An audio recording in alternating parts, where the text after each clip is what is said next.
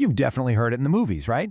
Bravo 6, going dark. Or hey, maybe you've even used it yourself, trying to spell out your name over a really bad phone connection.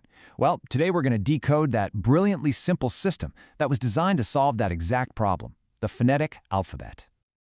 Oh man, we've all been there. You're trying to spell something out over the phone and you're just stuck in that endless loop, right? Wait, was that a B or a D, P or T? It's so frustratingly common. And you know those little mix-ups? They can be way more serious than you'd think. And that really is the heart of the matter. Just one misunderstood letter can change literally everything. We're talking the difference between a correct flight booking and disaster, or getting a critical address right versus completely wrong. The stakes? Yeah, they're often way higher than we give them credit for.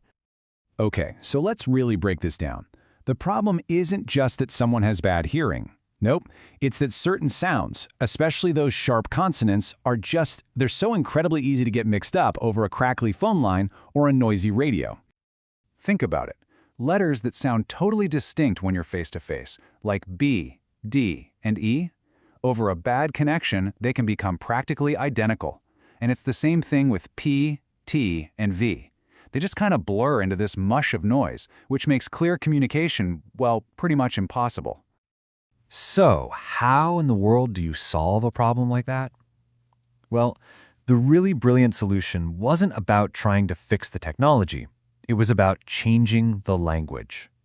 The idea was to create a system where every single word is deliberately, unmistakably different from all the others. And that's where the NATO phonetic alphabet comes in. Its purpose is really singular, but it's so powerful. Use a unique, super easy-to-understand code word for every letter. The whole point is to make sure the message gets through 100% accurately, no matter how terrible the connection is. And this is the genius of the whole system. That whole mess between B and D, it just vanishes when you use Bravo and Delta. There's just no way to confuse those two. Same thing for P and T becoming Papa and Tango. It just completely replaces all that confusion with absolute crystal clarity. Now, in some fields, this system goes from being, just helpful to being absolutely mission critical. I mean, we're talking about professions where a single misheard letter isn't just a small inconvenience. It could be a full-blown disaster. Just think about it for a second. You've got pilots confirming flight codes with air traffic control, military units coordinating movements on the battlefield, emergency dispatchers desperately trying to get a license plate number right during a crisis. In these worlds, clarity isn't some nice-to-have luxury. No way. It is the absolute foundation of safety and success. Okay, so we've got the why and the who covered, but how does this thing actually work in practice? The real beauty of it is just how simple it is. Let's take a word we all know and see the system in action. All right, let's say you need to spell out Gmail for someone. Instead of struggling with that whole, is that G as in girl mess? You just say golf. Simple. Then Mike, Alpha, India, and Lima. See? Each word is totally distinct, universally understood, zero confusion. And here's the whole shebang, the full alphabet from Alpha all the way to Zulu. Now, don't worry, the goal here isn't to make you memorize it. It's really about appreciating the design.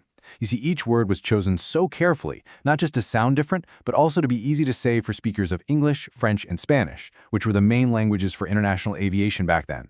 That global thinking, that's a huge part of why it's been so successful. So this incredibly useful system, it didn't just pop into existence overnight. Oh no, it actually evolved over time.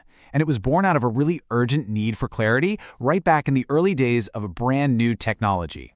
The whole concept really got started way back in the 1920s with the first aviation radios. But it was after World War II that the need for one single global standard became completely undeniable.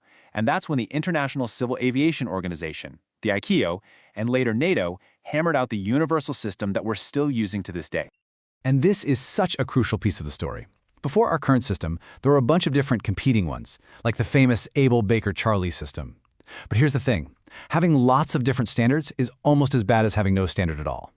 Creating a single, universal system, that was the final, absolutely essential step. So, you might be wondering, in our super hyper-digital world with crystal-clear audio and instant messaging, why does this, seemingly old-fashioned system still stick around? What makes it so powerful? Well, the answer is actually pretty simple. It's not about the tech at all. It's about the human on each end of the line. This system was designed from the ground up to work around the fundamental limits of how we speak and how we hear. You could call it a brilliant low-tech solution to a high-tech problem, and that's exactly why it's timeless. Which kind of leaves us with one final thought, right? In this age of autocorrect and AI doing everything for us, what does the enduring power of this simple little alphabet really tell us about the value of pure, human-centered clarity? It's definitely something to think about. Hey, thanks for joining me for this explainer.